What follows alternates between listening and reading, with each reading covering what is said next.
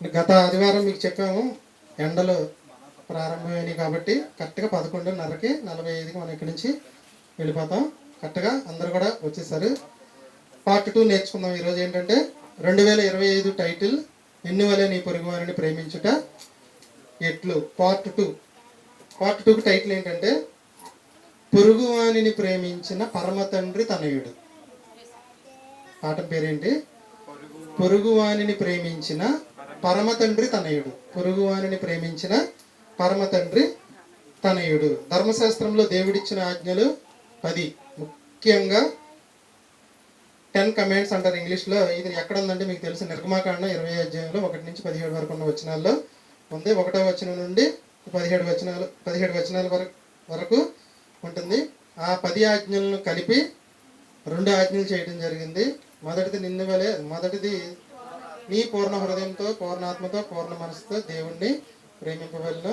రెండోది ఏంటంటే నిన్ను వలె నీ పొరుగువానిని ప్రేమింపవలను. 2 ఆజ్ఞలు చేయటం జరిగింది. మళ్ళీ ఈ 2 ఆజ్ఞలను కలిపి ఒక ఆజ్ఞగా చేయడం జరిగింది, నిన్ను వలె నీ పొరుగువానిని ప్రేమించడం. దాన్ని ఇంకా షార్ట్ ఫామ్ చేసి ప్రేమ కలిగి నడుచుకొనుడి. ఇదంతా మనం ఎక్కడ నేర్చుకున్నామంటే పార్ట్ 1లో నేర్చుకున్నాం. దానికి వచనాలు ఏంటంటే 10 ఆజ్ఞలు ఎక్కడ ఉన్నాయంటే మీరు తక్కువని చెప్పేయాలి. నిర్గమాకాండం 20 అధ్యాయం 1 నుంచి 17 వరకు వచనాల్లో 3, 5, 7, 8, 12, 13, 14, 15, 16, 17 వచనాలు.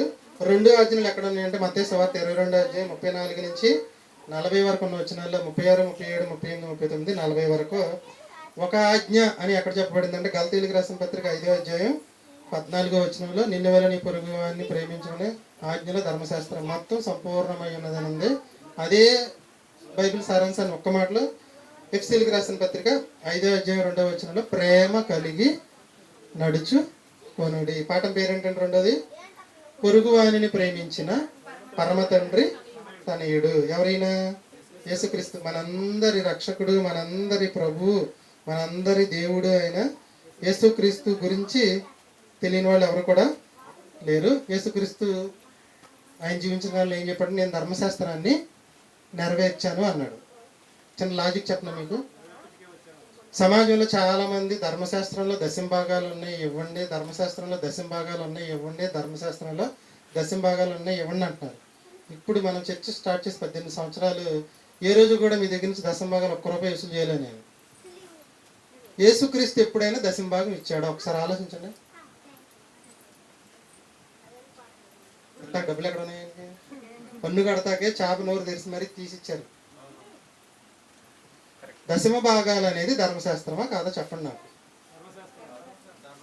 మరి యేసుక్రీస్తు దశమ భాగాలు ఇవ్వలేదుగా.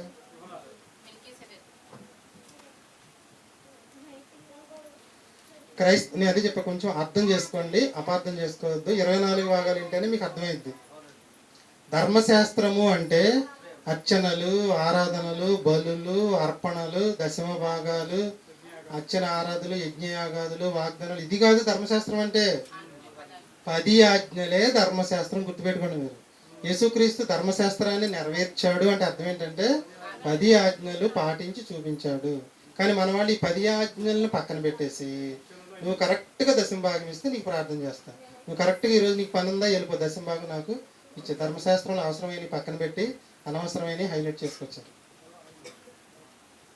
ఇప్పుడు ఇలాంటివన్నీ ఉన్నప్పుడు నిన్ను వల్ల నీ పొరుగువాన్ని ప్రేమించడం అనేది జరుగుద్దా? పొరుగువాన్ని ప్రేమించడం అనేది జరగాలంటే విశ్వాసుల్ని పిండి మరీ వసూలు చేసేస్తున్నారంటే డబ్బులు. పొరుగువాన్ని ప్రేమించినట్లండి. ఇది మా సీతమ్మ అమ్మ అయితే ఇంటికి వచ్చి గోల్ చేసేసిందండి. అయ్యా నా దగ్గర ₹1 కూడా లేదు, చర్చికి వెళ్ళాలంటే భయం అవుతుంది, ₹10 కానికి వెయ్యాల్సిందేనంట. అయ్యా తాతకు 10 కదా. అసలు వాళ్ళిద్దరికి ముసలికి ఎక్కడి నుంచి వస్తాయండి డబ్బులు చెప్పండి. ఇప్పుడు ఇది పొరుగువాన్ని ప్రేమించడమా పీడించడమా చెప్పండి? పీడించడం అండి. బోధకులందరూ చేసే పని అదే, అవునా కాదా? ఎవరైనా మన చర్చిలో కూడా ఎవరైనా దేవుని పని ఖర్చు పెట్టిన డబ్బులు ఇచ్చినప్పుడు 2-3 సార్లు అడుగుతాను, నీ దగ్గర చేతిలో ఉన్నాయా, నాకు ఇచ్చేతను నీ చేతిలో ఉన్నాయా, నివ్వని 2-3 సార్లు అడిగే తీసుకుంటాను. పొరుగువానిని ప్రేమించాలి. యేసుక్రీస్తు దశంభాగం ఎందుకు ఇవ్వలేదు ఇప్పుడు చెప్పండి మీరు? అసలు ధర్మశాస్త్రం అంటే ఏంటో ఈరోజు మనం నేర్చుకున్నాం, ఓకేనా? ధర్మశాస్త్రం ఈ రోజు వరకు మనం బైబిల్లో కొత్త నిబంధన మాత్రమే మనకి, కొత్త నిబంధన మాత్రమే మనకి, కొత్త నిబంధన మాత్రమే మనకు కాదు. పాత నిబంధనలో కొంత, కొందరికి, కొంత, అందరికీ, కొంత, మరికొందరికి. ఈ 10 ఆజ్ఞలు అనేది ప్రతి క్రైస్తవుడికి అవసరం. 10 ఆజ్ఞలు మనం కూడా నెరవేర్చాలంట. ఎలా నెరవేర్చాలో మీకు ముందు భాగాల్లో చెప్తాను. ఇప్పుడు మొదటి భాగంలో చెప్పిన రెఫరెన్స్లు, రెండో భాగంలో చెప్పిన రెఫరెన్స్లు మొత్తం కంఠస్థం చేయండి. సాయంకాలం ఈజీగా పాఠం అర్థమైంది మీకు. రెండో పాఠం పేరేంటి? మొదటి పాఠం పేరేంటి చెప్పండి? ధర్మశాస్త్ర సారం ఒక్క మాటలో, నిన్ను వల్ల నీ పొరుగువానిని. ధర్మశాస్త్ర సారం ఒక్క మాటలో ప్రేమ. బైబిల్ సారాంశం ఒక్క మాటలో ప్రేమ కలిగి నడుచుకుంది. పార్ట్ 2, ధర్మశాస్త్రాన్ని నెరవేర్చిన పరమ తండ్రి తనయుడు. ధర్మశాస్త్రం అంటే ఏంటి చెప్పండి? రోమీయులకు రాసిన పత్రిక చూడండి 13:8. రోమీయులకు రాసిన పత్రిక. యేసుక్రీస్తు ప్రభు ఏం చేశారు మీకు తెలుసు కదా? ధర్మశాస్త్రాన్ని నెరవేర్చి దాన్ని కొట్టివేశాడని మనం తెలుసుకున్నాం. అవునండి? మరి ధర్మశాస్త్రాన్ని నెరవేర్చడం అంటే ఏమి నెరవేర్చాడు? రోమీయులకు రాసిన పత్రిక 13:8 సగం నుంచి ఉంటుంది చూడండి, సగం నుంచి. పొరుగు వానిని ప్రేమించువాడే ధర్మశాస్త్రమును నెరవేర్చినవాడు. కంఠస్థ వాక్యం అండి. పొరుగు వానిని ప్రేమించువాడే ధర్మశాస్త్రాన్ని నెరవేర్చినవాడు. ఇప్పుడు యేసుక్రీస్తు ప్రభువు వారు దేన్ని నెరవేర్చారు? ధర్మశాస్త్రాన్ని నెరవేర్చాడు. ధర్మశాస్త్రాన్ని నెరవేర్చాడంటే ఏం చేశాడు? పొరుగు వారిని ప్రేమించాడు. ఎలా ప్రేమించాడు? పొరుగు వారిని ప్రేమించిన వాడే ధర్మశాస్త్రాన్ని నెరవేర్చిన వాడు. యేసుక్రీస్తు ధర్మశాస్త్రాన్ని నెరవేర్చాడు. నెరవేర్చాడంటే దశమ భాగాలు ఇవ్వడం, బలులు ఇవ్వడం, అర్పణలు ఇవ్వడం ఏం చేయలే.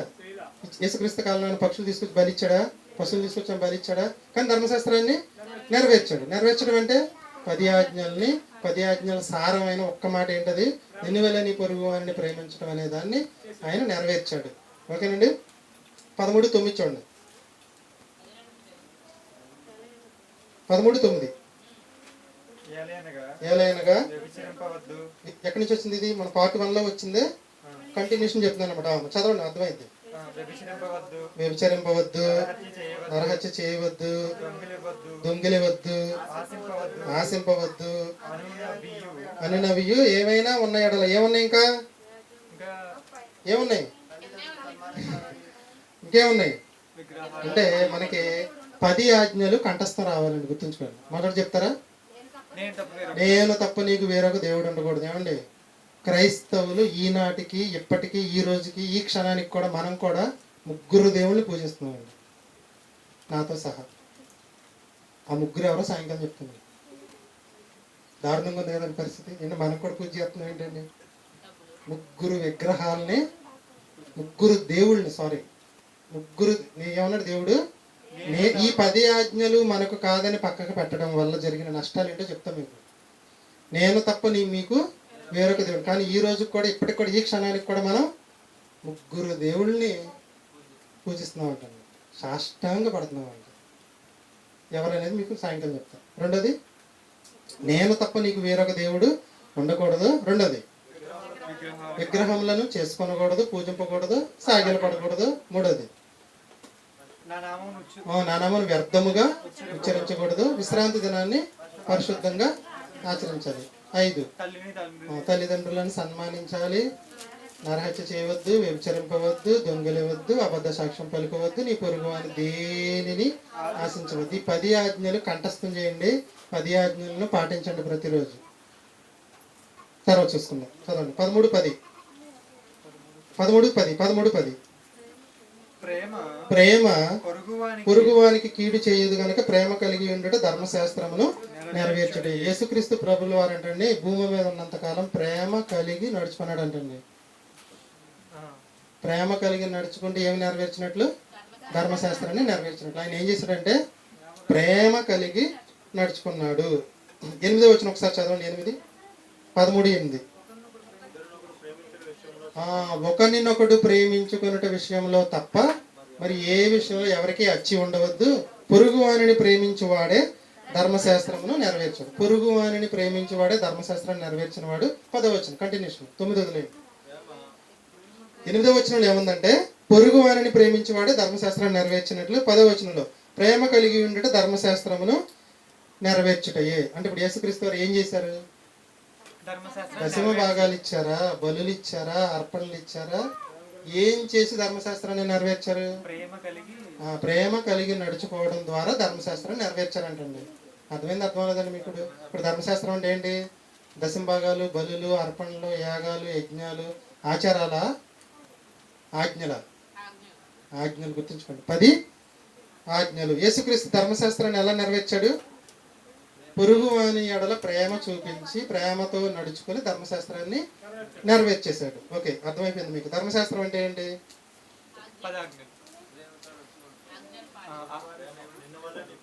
మరి క్రైస్తవ సమాజాన్ని ఎవరిని అడిగినా ధర్మశాస్త్రం అంటే ఏమంటారంటే బలులు ఉన్నాయి, దూపాలు ఉన్నాయి, దశంభాగాలు ఉన్నాయి, అర్పణలు ఉన్నాయి, ఆచారాలు ఉన్నాయి, యుద్ధాలు ఉన్నాయి, ఆశీర్వాదాలు ఉన్నాయి. ఇవన్నీ కదండి ధర్మశాస్త్రం అంటే. మీరేంటి ఆజ్ఞలు అంటారంట. యేసుక్రీస్తు అడుగు జాడల్లో నడుచుకోవాలి. ఆయన ధర్మశాస్త్రాన్ని ఎలా నెరవేర్చాడు? ప్రేమ కలిగి నడుచుకుని నిన్ను వల్ల నీ పొరుగు వారిని ప్రేమించమని ఒక్క ఆజ్ఞ నెరవేర్చి ధర్మశాస్త్రాన్ని నెరవేర్చాడు. ఇప్పుడు ధర్మశాస్త్రం అంటే చెప్పండి. ఇప్పుడు బలులు, అర్పణలు, దూపాలు, దశంభాగాలు, ఆచారాలు, యుద్ధాలు, ఆశీర్వాదాల, ఆజ్ఞల. ఇప్పుడు చెప్పండి, ధర్మశాస్త్రం అంటే ఏంటి? ఆజ్ఞలు. 10 ఆజ్ఞలండి. మరి మీరు వెనక్కి ముందుకు వెళ్ళొద్దు. 10 ఆజ్ఞలు అంతే. 10 కమాండ్స్ అంటారు. గోళ్ళ మీద రాసుకోవడానికి కాదు, సండే పిల్లలకు, స్కూల్ పిల్లలకు నేర్పించడానికి కాదు. పెద్దవాళ్ళమైన మనం అందరం కూడా నేర్చుకోవాలి. దాంట్లో ఉన్న సారాంశాన్ని తెలుసుకోవాలి. 10 ఆజ్ఞలు మనం కూడా నెరవేర్చాలి. ఖచ్చితంగా నెరవేర్చాలి. మీకు 24 భాగాల్లో మొత్తం అంతా కూడా నేను నేర్పిస్తాను. ఇప్పుడు కూడా ఎవరైనా సరే ఈ ధర్మశాస్త్రం అనేది మనకు కాదు, ఇజ్రాయేలీలకు మాత్రమే, క్రైస్తవులకి ధర్మశాస్త్రం సంబంధం లేదు అని చెప్పుకొస్తారు. అందుకే ధర్మశాస్త్రం అంటే వాళ్ళు ఏమనుకుంటున్నారంటే బలులు, అర్పణలు, బలిపీఠాలు కట్టడం, పక్షులను బలి ఇవ్వటం, ఇది ధర్మశాస్త్రం అనుకుంటున్నారు వాళ్ళు. ఏది ధర్మశాస్త్రం? గట్టిగా చెప్పండి. 10 ఆజ్ఞలే ధర్మశాస్త్రం. మిగిలిన అంతా కూడా ధర్మశాస్త్రం కాదు. అది ఈ ధర్మశాస్త్రాన్ని సారాంశాన్ని 2 మాటల్లో దేవుని ప్రేమించుట, పొరుగువాని ప్రేమించు. ఈ రెండింటిని కలిపి ఒక మాటలో పెడితే ప్రేమ కలిగి కాదు, పొరుగువాని. ఈ 2 కలిపితే మళ్ళీ పొరుగువాని ప్రేమించుట. ఈ పొరుగువాని ప్రేమించుట ఒక్క మాటలో ప్రేమ కలిగి నడుచుకోండి. ఇప్పుడు ధర్మశాస్త్రం అంటే ఏంటో చెప్పండి. ఎక్కడ నిర్గమకాండం తీయండి ఒకసారి. మళ్ళీ ఒకసారి 20వ అధ్యాయం 1 నుంచి 17 వరకు ఉన్న వచనాల్లో 3, 5, 7, 8, 12, 13, 14, 15, 16, 17. నేను తప్ప నీకు వేరొక దేవుడు ఉండకూడదు, విగ్రహం చేయకూడదు, సాగిలు పడకూడదు, పూజింపకూడదు, దేవుని నామమును వ్యర్థముగా ఉచ్చరించకూడదు, విశ్రాంతి దినమును పరిశుద్ధముగా ఆచరించవలెను. తర్వాత తల్లిదండ్రులను సన్మానించుము, నరహత్య చేయవద్దు, వ్యభిచరింపవద్దు, దొంగిలవద్దు, అబద్ధ సాక్ష్యం పలుకోవద్దు, నీ పొరుగు వాని దేనినైనాను ఆశింపవద్దు. కంఠస్థం వచ్చారండి 10. ఓకేనా? మత్తయి సువార్తలోకి వెళ్దాం. ఇప్పుడు 22వ అధ్యాయం 34వ వచనం. పాఠం పేరేంటి? పొరుగు వానిని ప్రేమించిన పరమ తండ్రి తనయుడు. ఎలా ప్రేమించాడు? ధర్మశాస్త్రాన్ని నెరవేర్చడానికి ముఖ్యమైన ఆజ్ఞలు 2 కదా. అది ఒకసారి చూద్దాం. 22, 34. 34 నుంచి 37 వరకు ఉంటాయండి. ఇది ఎంతకదా మీరు చదివిందే.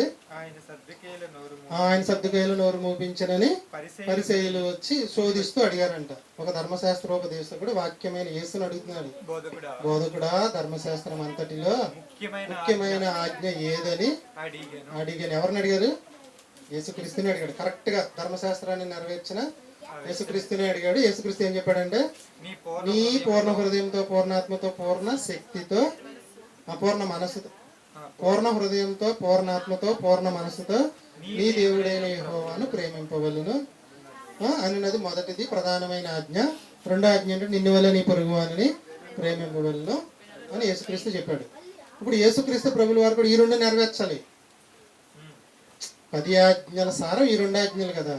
ధర్మశాస్త్ర పొరుగువానిని ప్రేమించిన పరమ తండ్రి తనయుడు కూడా ఏం చేయాలంటే ఈ 2 ఆజ్ఞల్ని నెరవేర్చి. ఈ 2 ఆజ్ఞలు కలిపి దేంట్లో పెట్టారు? ఒక ఆజ్ఞలో పెట్టారు. పొరుగువానిని ప్రేమించమనే ఆజ్ఞలో పెట్టారు. దాన్ని కూడా నెరవేర్చు. 3వది ఏంటంటే చివరి మాట, ప్రేమ కలిగి నడుచుకోండి. ప్రేమ కలిగి కూడా నడుచుకోండి. మరి ఈ 2 ఆజ్ఞలు యేసుక్రీస్తు నెరవేర్చాడా, నెరవేర్చలేదా? ఇజ్రాయేలీలందరూ కూడా ఈ 10 ఆజ్ఞల్ని నెరవేర్చలేకపోయారంట. 10లో 9 నెరవేర్చి ఒకదాన్ని నెరవేర్చకపోయినా మొత్తం ఫెయిల్ అయిపోతాయి. అలా ఏదో ఒక దాంట్లో తప్పిపోతున్నారు. కానీ యేసుక్రీస్తు ప్రభు వారు ఏం చేశారంటే 10 ఆజ్ఞల్ని నెరవేర్చి చూపించారన్నమాట. ధర్మశాస్త్రం అంటే వాళ్ళు ఏమనుకున్నారంటే ఏదో అనుకున్నారు. ధర్మశాస్త్రంలో అసలైన సోపులు, పుదీనాలు, దశమ భాగాలు ఇవ్వాలనుకుంటున్నారు. కానీ ధర్మశాస్త్రంలో ప్రధానమైన నీతి న్యాయాన్ని పక్కన పెట్టేశారు. ఏది ధర్మశాస్త్రం అంటే ఆరాధనలు, బలులు ఇదే ధర్మశాస్త్రం అని వెళ్ళిపోయారు తప్పితే 10 ఆజ్ఞలు అనే విషయం మర్చిపోయారు. అవునంటారా? మరి ధర్మశాస్త్రం అంతా ఏంటో అనుకున్నారు కానీ 10 ఆజ్ఞలని వాళ్ళు మరిచారు. 10 ఆజ్ఞల సారం ఏంటో వాళ్ళకి అర్థం కాలేదు. ఇజ్రాయేలీలు అందరూ కూడా ధర్మశాస్త్రంలో తప్పిపోయారు. యేసుక్రీస్తు ఒక్కడే దాన్ని ఎలా నెరవేర్చారంటే ఈయనకి ధర్మశాస్త్ర సారం 2 ముక్కల్లో తెలుసు. దేవుణ్ణి ప్రేమించాలి, పొరుగువాన్ని ప్రేమించాలనే విషయం ఈయనకి తెలిసి ధర్మశాస్త్రం నెరవేర్చడము అంటే దేవుణ్ణి ప్రేమించాడు, పొరుగువాన్ని ప్రేమించాడు. ఈ 2 వచనాలు 10 వచనాల సారంలోనే ఇమిడి ఉన్నవి అని మీకు చెప్పాను కదా. నెక్స్ట్ పాఠాలు దీనికి సంబంధించి చిన్న క్లూ ఇప్పుడు చెప్తాను మీకు. బైబిల్ గ్రంథ విభజన నేర్పించాను మీకు. ఆదికాండ గ్రంథ విభజన నేర్పించారు. మన హరిబాబు రాజుల గ్రంథం దాని ముందు గ్రంథాన్ని విభజన చేసి నేర్పించాడు మనకి. ఏంటమ్మా కావ్య అది? క్రితం 6 నెలల పాఠాల్లో గ్రంథాన్ని విభజించి నేర్పించాడు మనకి. దానికి దినవృత్తాంతాలు కాదు. మనకి ఎవరు వస్తారంటే దాంట్లో సొలొమోన్ గారు స్టార్ట్ అవుతారు. సొలొమోన్ గారు వైభవం అదంతా స్టార్ట్ అయ్యింది. ఏ గ్రంథం అది? రాజులు 2వ గ్రంథం. 2వ గ్రంథాన్ని గ్రంథ విభజన చేసి వివరించాడు. గ్రంథ విభజన చేస్తే ఏమైంది? చాలా ఈజీగా అర్థమైంది. అవునా శ్రావ్య? ఆదికాండ గ్రంథ విభజన చెప్తావా? 50 అధ్యాయాలు ఉంటుందా? 1 నుంచి 11 వరకు మొదటి భాగము, 12 నుంచి 50 వరకు రెండవ భాగము. మొదటి భాగంలో 4 సంఘటనలు: సృష్టి, సృష్టిపతనం, జలప్రలయం, జాతుల విభజన. రెండవ భాగం 11 నుంచి 50 వరకు ఉన్న అధ్యాయాల్లో అబ్రహాము, ఇస్సాకు, యాకోబు, యోసేపు. ఇది గ్రంథ విభజన. అలాగే ఈ 10 ఆజ్ఞల్ని నేను గ్రంథ విభజన చేస్తాను. క్లూ మాత్రమే ఈ వచనాలు చెప్తే నెక్స్ట్ పాఠాలు బాగా వివరంగా చెప్తాను. 10 ఆజ్ఞలు 2 భాగాలు చేయండి మీరు. దేవుని గురించి, వ్యక్తుల గురించి. దేవుని గురించి, వ్యక్తుల గురించి. కట్టజీపడి కృష్ణ అంటే బాగా లైనాలు పాఠం మీరు. 10 ఆజ్ఞల్ని 2 భాగాలు చేయండి. ఈ 10 ఆజ్ఞలనే కదా మనోళ్ళు ఏం చెప్పారు? ఏమన్నా అర్థమవుతుందా? ఈ 10 ఆజ్ఞల్ని యేసుక్రీస్తు 2 ముక్కల్లో చెప్పాడు. ఏంటో 2 ముక్కలు? దేవుణ్ణి ప్రేమించాలి, పొరుగువాన్ని ప్రేమించాలి. అంటే ఈ 10 ఆజ్ఞల్ని నేను 2 భాగాలు చేస్తున్నాను. ఏంటంటే సిద్ధాంతపరమైన ఆజ్ఞలు, నైతికపరమైన ఆజ్ఞలు. జాగ్రత్త గుర్తించండి. సిద్ధాంతపరమైన ఆజ్ఞలు, నైతికపరమైన ఆజ్ఞలు. సిద్ధాంతపరమైన ఆజ్ఞలు 1, 2, 3, 4. నిర్గమాకాండం 20వ అధ్యాయం 3, 5, 7, 8 వచనాలు. ఈ 4 ఏంటంటే దేవుణ్ణి మనం ఎలా ప్రేమించాలో అది నేర్పిస్తుంది. అర్థమైంది మీకు? మొదటిది ఏంటి? సిద్ధాంతపరమైన ఆజ్ఞలు 4. ఏంటవి? నేను తప్ప వేరొక దేవునికి సంబంధించిన 4 ఆజ్ఞలు. నేను తప్ప నీకు వేరొక దేవుడు ఉండకూడదు, విగ్రహాన్ని చేసుకోకూడదు, పూజించకూడదు, సాగిలు పడకూడదు, దేవుని నామమును వ్యర్థంగా ఉచ్చరించకూడదు, విశ్రాంతి దినాన్ని పరిశుద్ధంగా ఆచరించాలి. ఈ 4 పొరుగువానికి సంబంధం లేదు. నువ్వు ప్రతి ఆదివారం చర్చకొత్త పొరుగువానికి ఏమైనా మేలా? దేవుణ్ణి మాత్రమే పూజిస్తే పొరుగువానికి ఏమైనా మేలా? ఆ 10 ఆజ్ఞలు ఎన్ని భాగాలు చేశాను నేను? 2. సిద్ధాంతపరమైన ఆజ్ఞలు, నైతికపరమైన ఆజ్ఞలు. సిద్ధాంతపరమైన 4 ఆజ్ఞలు దేవుని పట్ల మనం నెరవేర్చవలసిన ఆజ్ఞలు.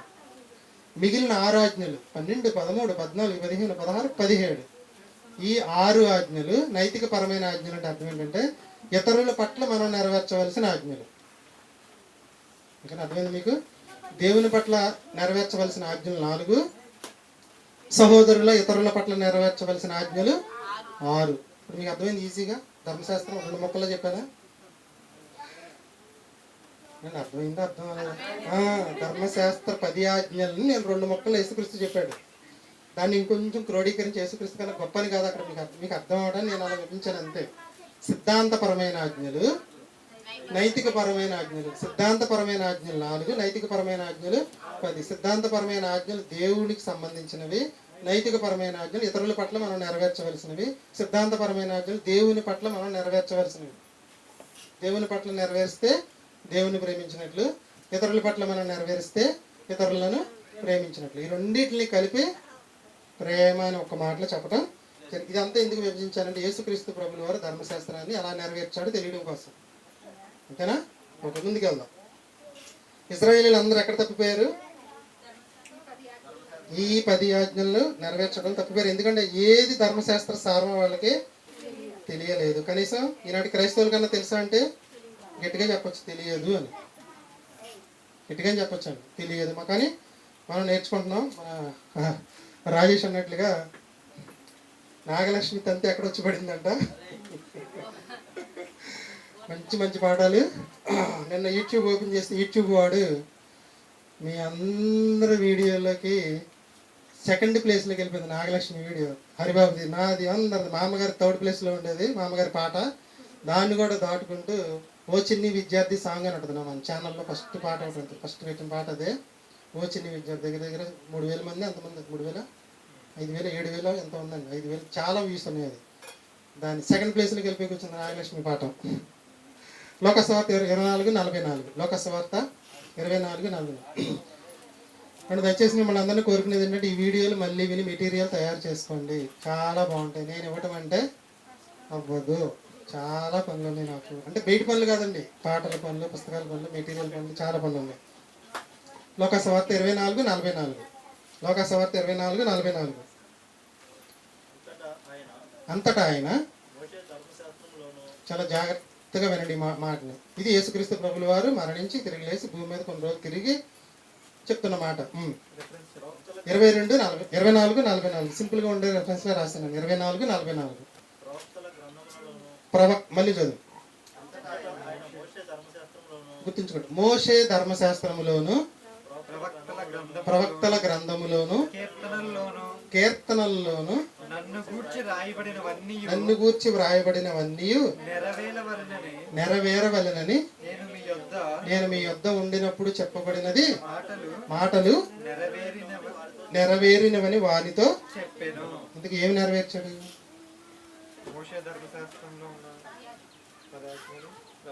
10 ఆజ్ఞలు. ఇంకా మనం మాట్లాడుకుంటే యేసుక్రీస్తు ఏమి నెరవేర్చాడు? పాత నిబంధనలో ఉన్న ఆయన గురించి రాయబడినవి ముందు నుంచి చదువుకొచ్చాం కదండి మనం పాఠం. ధర్మశాస్త్ర సారం నిన్ను వల్ల నీ పొరుగువాన్ని ప్రేమించడం. యేసుక్రీస్తు ఎన్ని నెరవేర్చేసినట్టు ఏం చేశాడు? ఆయన పొరుగు వారిని ప్రేమించడం అనే ఆజ్ఞను ఏం చేశాడంటే పరిపూర్ణంగా నెరవేర్చాడంటే. ఆ ఆజ్ఞ నెరవేర్చడమే ధర్మశాస్త్రం మొత్తాన్ని నెరవేర్చడం. ఓకేనా? ఇప్పుడు చెప్పండి ఒక్క మాటలో ధర్మశాస్త్రం అంతా ఒక్క మాటలో. 5:14 చూడండి. 5:14 ఇప్పుడు మీకు అర్థమైంది. 5:14 గలతీయులకు రాసిన పత్రిక 5వ అధ్యాయం 14వ వచనం. గలతీయులకు రాసిన పత్రిక 5వ అధ్యాయం 14వ వచనం. గలతీయులకు రాసిన పత్రిక 5వ అధ్యాయం 14వ వచనం. ధర్మశాస్త్రం అంతయు నిన్ను వల్ల నీ పొరుగు వారిని ప్రేమించుము అను ఒక్క మాటలో సంపూర్ణంగా ధర్మశాస్త్రాన్ని నెరవేర్చాలంటే ఏం చేశాడు ఈయన?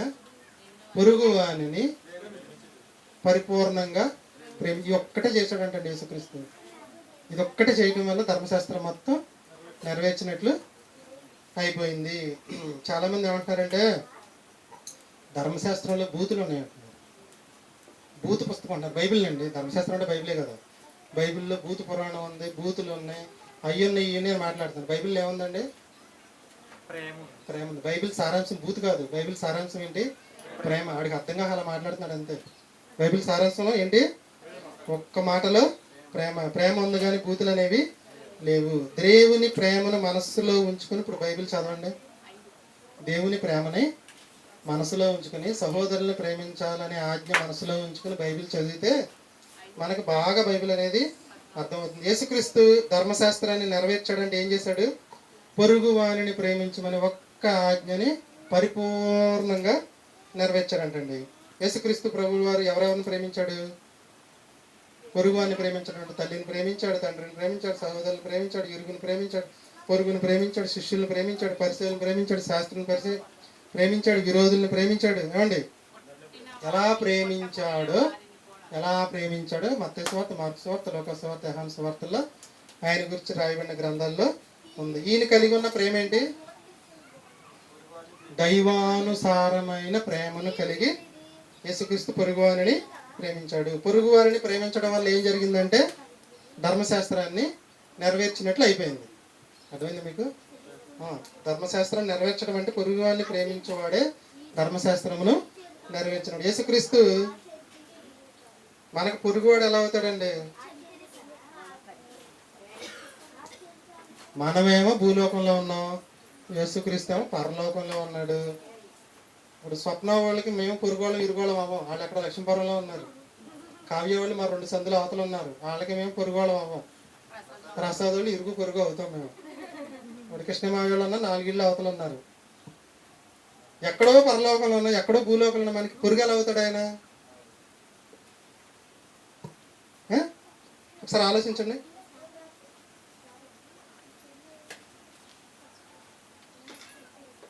మన ఇంటి పక్కన ఉన్న వాళ్ళని ఇరుగు పొరుగు అంటాం మనం, అవునా? ఇల్లు పక్కన ఇల్లు ఉంటే పొరుగు ఇల్లు అంటాం, ఊరు పక్కన ఊరు ఉంటే పొరుగు ఊరు అంటాం, జిల్లా పక్కన జిల్లా ఉంటే పొరుగు జిల్లా అంటాం, రాష్ట్రం పక్కన రాష్ట్రం. పొరుగు రాష్ట్రాలు చెప్పండి. పొరుగు రాష్ట్రాలు 2 చెప్పండి. పొరుగు రాష్ట్రాలు ఆంధ్ర, తెలంగాణ, అలా పొరుగు రాష్ట్రాలు. పొరుగు దేశాలు చెప్పండి. పాకిస్తాన్, బంగ్లాదేశ్, పాకిస్తాన్, ఇండియా పొరుగు దేశాలు. పొరుగు లోకాలు చెప్పండి. పరలోకం, భూలోకం. ఈ పొరుగు లోకాలు అన్నమాట ఈ 2. పొరుగు లోకాల్లో అక్కడ ఉన్న యేసుక్రీస్తు ఇప్పుడు ఆయనకి మన సహోదరులు ఎలా అయ్యో చెప్తున్నా, ఇంటి పక్కవాడు పొరుగువాడు ఎలా అయ్యాడో ఈ లోకంలో ఉన్న ఆయనకి పక్క లోకంలో ఉన్న ఆయనకి పొరుగువాళ్ళం అయ్యామన్నమాట. పొరుగు లోకమైన పరలోకం నుండి భూలోకానికి ఆయన పొరుగువానిని ప్రేమించడానికి వచ్చాడు. పొరుగువానిని ప్రేమించి ప్రాణం పెట్టి ధర్మశాస్త్రాన్ని నెరవేర్చిన వాడయ్యాడు. ఒక్కడిగా వచ్చాడు, ఒంటరిగా వచ్చాడు, ఎంతో మందిని కాపాడడానికి వచ్చాడు. కానీ ఏం చేశారంటే జనాలు చంపేశారు. ఏం చేశారు? ఆయన్ని చంపేశారు. ఎందుకు చంపేశారంటే మన ఆలోచన విధానం వేరు, ఆయన ఆలోచన విధానం వేరు, అవునా? ఏది చూసినా ప్రేమ అంటాడు, ఏది చూసినా ప్రేమ అంటాడు, ప్రేమగా నడుచుకుందాం అంటాడని చంపవతల పారేయడం అనేది జరిగింది. పిలిపిలికి రాసిన పత్రిక 2వ అధ్యాయం 4వ వచనం. పిలిపిలికి రాసిన పత్రిక 2వ అధ్యాయం 4వ వచనం. పిలిపిలికి రాసిన పత్రిక పౌలు గారు 2వ అధ్యాయం 4వ వచనం. గుర్తించుకోండి. చివరిగా చెప్తున్నాడు యేసుక్రీస్తు. మీలో ప్రతివాడును అంటే ఎవరెవరు? వాళ్ళు ఎవరు? మనమే క్రైస్తవం. మీలో ప్రతివాడు, అక్కడ మనలో ప్రతివాడు సొంత కార్యములు మాత్రమే కాక ఇతరుల కార్యములు కూడా చూడాలి. ఇతరులు దగ్గర మీరు బ్రాకెట్ లో పొరుగువారు అని పెట్టుకోండి. మీలో ప్రతివాడు వాళ్ళ సొంత పనులే కాక పొరుగు వాళ్ళ పనులు కూడా చూడవాలి. ఎవరు చూశారు పొరుగు వాళ్ళ పనులు? యేసుక్రీస్తు చూశాడు. ఆయన గురించి కింద రాశారు చూడండి, తర్వాత చదవండి. 25వ వచనం. క్రీస్తు యేసునకు కలిగిన ఈ మనసు. ఏ మనసు? ఆయన పనులే కాకుండా పొరుగు వాళ్ళ పనులు కూడా చేశాడంట. అంతేనా అర్థం? అక్కడ మళ్ళీ చదవండి ఒకసారి. 24. మీలో ప్రతి వాడును తమ సొంత కార్యములని కాక ఇతరుల కార్యములను కూడా చూడవలను. ఇతరుల కార్యములను కూడా చూసిన వ్యక్తి ఎవరంటే యేసుక్రీస్తు కలిగి ఉందంటే ఈ మనసు. ఏ మనసు? ఆయన కార్యాలతో పాటు కూడా ఇతరుల కార్యాలు, పొరుగు వాని కార్యాలు కూడా చూసే మనసు ఎవరికి ఉంది? యేసుక్రీస్తును కలిగిన ఈ మనస్సు మీరును కలిగి ఉండండి. యేసుక్రీస్తు కలిగి ఉన్న మనసు ఏంటో 6, 7, 8 వచనాల్లో చూడండి. ఆయన దేవుని స్వరూపం కలిగిన వాడై ఉండి దేవునితో సమానముగా ఉండుట విడిచిపెట్టకూడని భాగ్యమని ఎంచుకొనలేదు గాని ఎలా వచ్చాడు? మనిషిలాగా వచ్చాడు. దాసుని రూపం ధరించుకున్నాడు. తన్ను తాను తగ్గించుకుని రిక్తునిగా చేసుకున్నాడు. ఎందుకు ఇంతంతా చేశాడంటారు? తన్ను తాను రిక్తునిగా ఏమీ లేనివాడికి ఎందుకు చేసుకున్నాడు అంటే పొరుగువానిని ప్రేమించడం కోసం. క్రైస్తవ్యం అంటే పొరుగువానిని ప్రేమించడం అంటే క్రైస్తవ్యానికి ఏమైందంటే అసలు అర్థం కాలేదండి. క్రైస్తవ సమాజానికి ప్రేమ అంటే ఏంటో అర్థం కాలేదు. ప్రేమ పొరుగువాని పట్ల మనం ఎలా చూపించాలనేది కూడా వారికి తెలియదు. 10 ఆజ్ఞలు మనం పాటించాలంటే ముందు మనల్ని క్రైస్తవమే కాదంటారు. మనల్ని అంటారంటారా? 10 ఆజ్ఞలు మనకు కాదండి, ఇజ్రాయేలీలకు ఇచ్చారయ్యి, మనకేం సంబంధం లేదంటారు. మీరు సాయంకాలం ఈ 3 పాఠాలు విన్న తర్వాత మీరే చెప్తారు ఆజ్ఞలు ఎవరికో. ఓకేనా? క్రైస్తవానికి ఏమర్థం కాలేదండి? క్రైస్తవ సమాజానికి ఏమర్థం కాలేదంటే ప్రేమ గురించి అర్థం కాలేదు. పొరుగువాని పట్ల ఎలా చూపించాలో ప్రేమ, దేవుని పట్ల ఎలా ప్రేమ చూపించాలి అనేది అర్థం కాలేదు. దేవుని పట్ల మనం ఎలా ప్రేమ చూపించాలి? మొదటి 4 ఆజ్ఞలు పాటిస్తే దేవుని ప్రేమించినట్లు, తర్వాత 6 ఆజ్ఞలు పాటిస్తే పొరుగువాన్ని ప్రేమించినట్లు. మొదటి 4 ఆజ్ఞలు పక్కన పెట్టేసి ఈ 6 ఆజ్ఞలు పాటిస్తే నెరవేర్చినట్ట కాదా? సంపూర్ణంగా చేస్తే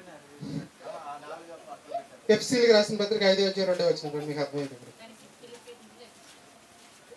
మీకు దీనికి ముందు ఒక ఉపమానం చెప్తాను ఏనండి. ఒక అబ్బాయి యాక్సిడెంట్ అయింది, ఇంకా 2-3 గంటల్లో చచ్చిపోతాడని వచ్చిన వాళ్ళు చిన్న వైద్యులు వస్తారు కదా, ఆర్ఎంపీ డాక్టర్ వాళ్ళు వచ్చి ఇంకా 2-3 గంటల్లో ఉండడండి చచ్చిపోతారు, బ్లడ్ అంతా చాలా పోయిందని చెప్తే వీళ్ళందరూ ఏం చేస్తారంటే తీసుకెళ్ళి హాస్పిటల్లో ఒక మనిషి తీసుకెళ్ళి హాస్పిటల్లో జాయిన్ చేశాడు. జాయిన్ చేసిన తర్వాత అర్జెంటుగా 2 బాటిల్ బ్లడ్ కావాలన్నారు, 2 ప్యాకెట్లు. ఈ అబ్బాయి ఏం చేశాడు, ఈ అబ్బాయి బ్లడ్ ఇచ్చి కొన ఊపిరితో ఉన్నవాడికి బ్లడ్ ఇచ్చి బ్రతికిచ్చి డబ్బులు ఇచ్చి అక్కడే ఉండి నైటు పగలు సేవ చేసి 3వ రోజున స్పృహ వచ్చిన తర్వాత ఎవడరా నన్ను కాపాడమందని అంటే ఎలా ఉంటుంది? జనాలు అందరూ అదే అంటున్నారంట, ఎవరు చచ్చిపోమన్నారండి యేసుక్రీస్తుని నా కోసం, నేనేమైనా చచ్చిపోమన్నానని అడుగుతున్నారంట. న్యాయంగా ఉంది అసలు?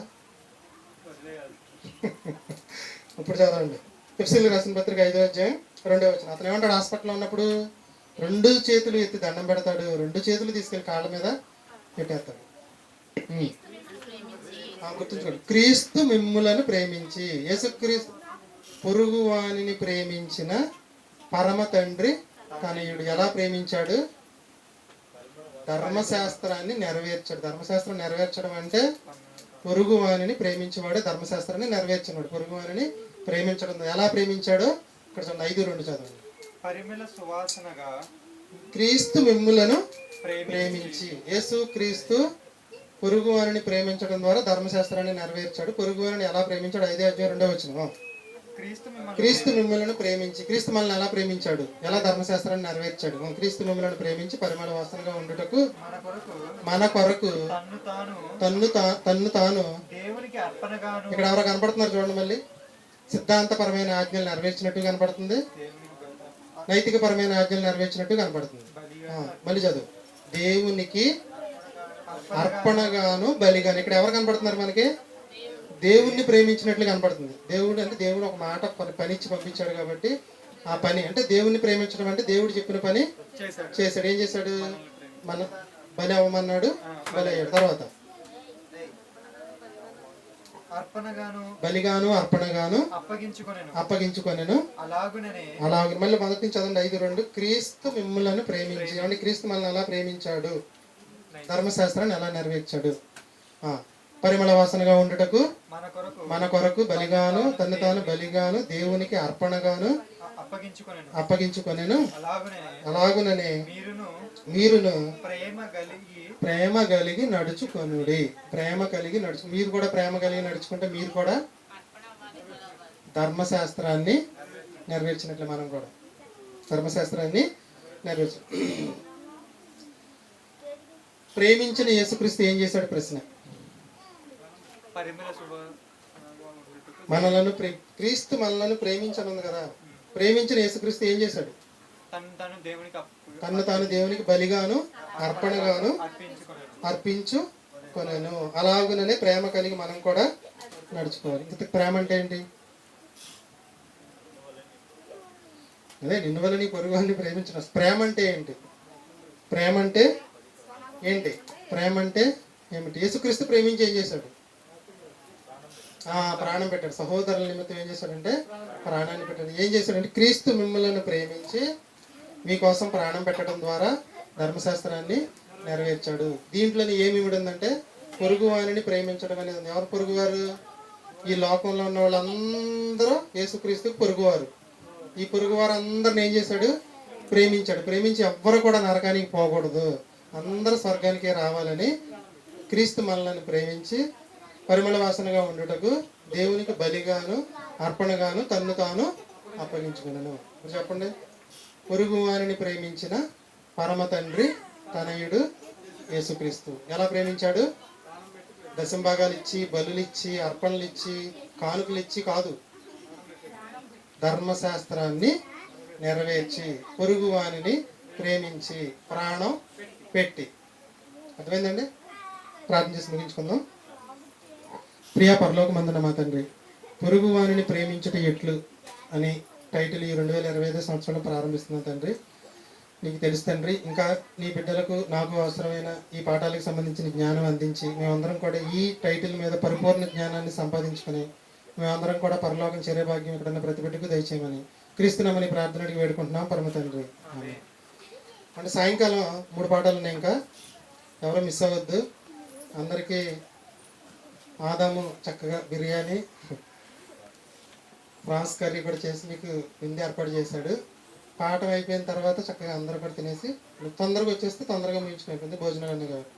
క్రైస్తవులు పూజిస్తున్న 3 దేవుళ్ళు సాయంకాలం మీకు చెప్పేస్తాను, ఎవరో మిస్ అవ్వకండి. ఈ వారం 5 భాగాలు అయిపోతాయి మీకు. వచ్చే నెలలో ఇంకో 5 భాగాలు, ప్రతి నెలకు 5 భాగాలు అయిపోతాయి. ఈ 5 భాగాలు మీరు చెప్పిన రెఫరెన్స్లు మీరు మాత్రం ఖచ్చితంగా సాయంకాలం కంఠస్థం చేసి వస్తే నేను చెప్పే 3 భాగాలు నాకన్నా ముందు మీరే చెప్పేస్తారు. రెఫరెన్స్లు చెప్పమంటారా? ఓకేనా? వచ్చేయాలి. నిర్గమాకాండం 20వ అధ్యాయం 1 నుంచి 17, 3, 5, 7, 8, 12, 3, 5, 7, 8 అంటే సిద్ధాంతపరమైన ఆజ్ఞలు. 12, 13, 14, 15, 16, 17 అనేవి నైతికపరమైన ఆజ్ఞలు. ఎఫ్సీలకు రాసిన పత్రిక 5వ అధ్యాయం 2వ వచనం, ఇదేంటంటే బైబిల్ సారాంశం చిన్న ముక్కలో. అవునా? తర్వాత గలతీయులకు రాసిన పత్రిక 5వ అధ్యాయం 14వ వచనం, మత్తయి సువార్త 22వ అధ్యాయం 34 నుంచి 40 వరకు ఉన్న వచనం ఆల్రెడీ రాసిన. ఈ బాగా మీరు సాయంకాలం చదువుకొస్తే చాలా ఈజీగా. మన 7:30కి మొదటి పాఠం స్టార్ట్ అయిపోద్దండి. 8:30 కుదిరితే 8:45 అయిపోద్ది పాఠం. 8:45 మనం తిని బయలుదేరేపటి 10 అయిపోద్ది. అందుకని అందరూ తొందరగా రావడానికి ప్రయత్నించండి. రొట్టె దర్శనం తీసుకుని 11:30 అయిందండి. మనం రొట్టె ద్రాక్షారసం తీసుకుని వెళ్ళేటప్పుడు 11:45 అయిపోద్ది కరెక్ట్ టైం. ఇప్పుడు కూడా రోజు అలాగే అందరూ వచ్చేసారు.